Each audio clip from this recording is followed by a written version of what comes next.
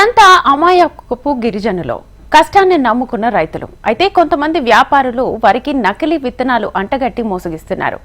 2 రకాల బ్రాండ్లను దుకాణంలో విక్రయానికి పెట్టి తక్కువ ధర ఉన్నాయని చెప్పి నకిలీ విత్తనాలను అమాయకపు గిరిజన రైతులకు కట్టబెట్టేస్తున్నారు. ఉమ్మడి విజయనగరం ఏజెన్సీలో యథేచ్ఛగా నకిలీ విత్తనాల విక్రయాలపై కథనం. ఇది ఉమ్మడి విజయనగరం జిల్లా సాలూరు ప్రాంతం. పాచిపెంట, మక్కువ, సాలూరు మండలాల్లో ఎక్కువగా గిరిజన గ్రామాలున్నాయి. ఇక్కడ గిరిజనులు మొక్కజొన్న, పత్తి వంటి పంటలు సాగు చేస్తున్నారు. ఇందుకోసం ఇంటిల్లిపాది పొలంలో పంటలను పండించి జీవిస్తున్నారు.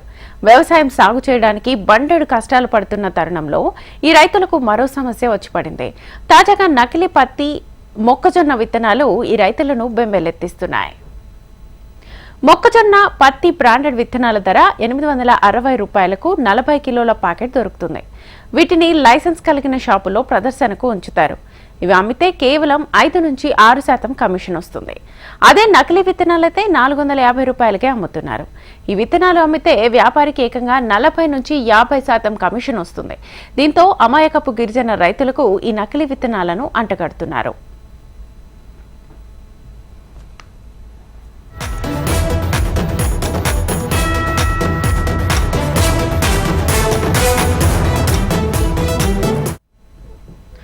కొందరు వ్యాపారులు గ్రామాల్లో బ్రోకర్లను ఏర్పాటు చేసుకుంటూ తమ కమిషన్లో కొంత వారికి ఇస్తూ అమ్మకాలు సాగిస్తున్నారు. సాలూరు పట్టణంలో ఏకంగా ఇళ్లను అద్దెకు తీసుకుని కొందరు అక్రమ వ్యాపారం చేసేస్తున్నారు. ఇటీవల సాలూరు మండలంలోని శివరాంపురం గ్రామంలో నకిలీ పత్తి, మొక్కజొన్న విత్తనాలు బయటపడ్డాయి. దాదాపు 100 మంది రైతులు విత్తనాలు నాటినా విత్తనం మొలకెత్తకపోవడంతో మోసపోయామని గ్రహించారు రైతులు. నేను ఒక జొన్న గింజలు, పత్తి గింజలు వేసిన రైతు మరీ కూడా వేస్తాను. కాకపోతే ఏంటంటే జొన్న గింజలు, పత్తి గింజల్లోని కొన్ని మంచి అందులో క్వాలిటీ ఉన్న ప్యాకెట్లు కొన్ని, నాణ్యత తక్కువ ఉన్న ప్యాకెట్లు కొన్ని కలిపి వస్తున్నాయి. దీనివల్ల ఏంటంటే క్వాలిటీ ఉన్న ప్యాకెట్లకి అదే పెట్టుబడి అవుతుంది, అంతే మదుపు అవుతుంది, అంతే రాబడి వస్తుంది. కానీ క్వాలిటీ లేనిటికి అంత అదే మదుపు అవుతుంది, కానీ పెట్టుబడి అంతగా రావడం లేదు. దీనివల్ల రైతులు నష్టపోతున్నాం. దీని గురించి రైతు భరోసా కేంద్రం వాళ్ళు, గవర్నమెంట్ వాళ్ళు మాలాంటి రైతుల్ని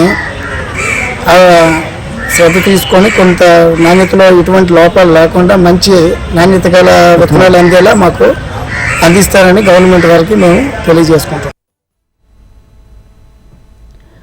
సాలూరులోని ఓ దుకాణంలో రైతులు విత్తనాలను కొనుగోలు చేశారు. సుమారు 200 ఎకరాల్లో పత్తి, మొక్కజొన్న విత్తనాల్ని నాటారు. ఎంతకీ మొలకెత్తకపోవడంతో మళ్లీ నాట్లు వేశారు. ఇలా రైతు దాదాపు 3 దఫాలు విత్తనాలు నాటిన సందర్భాలు ఉన్నాయని రైతు చెప్తున్నాడు. తో పాటు పత్తి విత్తనాలు కూడా నాశరకం దిగడం జరిగింది. ఎంతోమంది ఈ కారణం వల్ల మొలక తగ్గిందని ఎక్కువ మంది రైతులు బాధపడడం జరుగుతుంది. కాకపోతే ఈ 2 చూసాము, పత్తి విత్తనాలు చూసాము, జొన్న విత్తనాలు కూడా నాశరకం జరిగింది. కాకపోతే ఇప్పుడు ఉన్నది వరినాడులు ఉన్నాయి కాబట్టి వాటిని కూడా మేలైనవి ఎంచుకొని రైతులందరూ మంచి విత్తనాలు వేసుకోమని కోరుకుంటున్నాను. విత్తనాలు ఎంపికలో గిరిజన రైతు తికమకపడి దళారుల బారిన పడుతున్నారు. నాటిన మొక్కజొన్న, పత్తి విత్తనాలు మొలవక రైతులకు ఏం చేయాలో పాలుపోవడం లేదు. ఇదేంటని వ్యాపారుల దగ్గరకు వెళ్లి అడిగితే వర్షాలు సరిగ్గా పడకపోవడం వల్ల విత్తనాలు భూమిలోనే కుళ్ళిపోవడంతో విత్తనం మొలకెత్తకపోవడానికి ఓ కారణం కావచ్చునని కాకమ్మ కథలు చెబుతున్నారని రైతు ఆవేదన వ్యక్తం చేస్తున్నాడు. మొక్కజొన్న, పత్తి, వరి ఈ విత్తనాలు కొనుక్కొని మేము పొలాల్లో జొన్న విత్తనాలు నాటి ఉన్నాం. అయితే రమారమి జూన్ 4-5 తారీఖు విత్తనాలు వేయడం జరిగింది.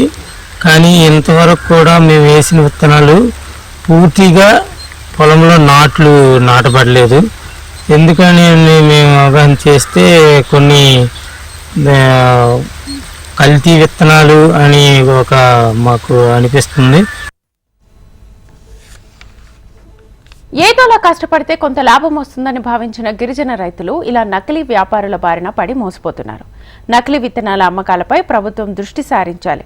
నష్టపోతున్న రైతులను ఆదుకోవాలి.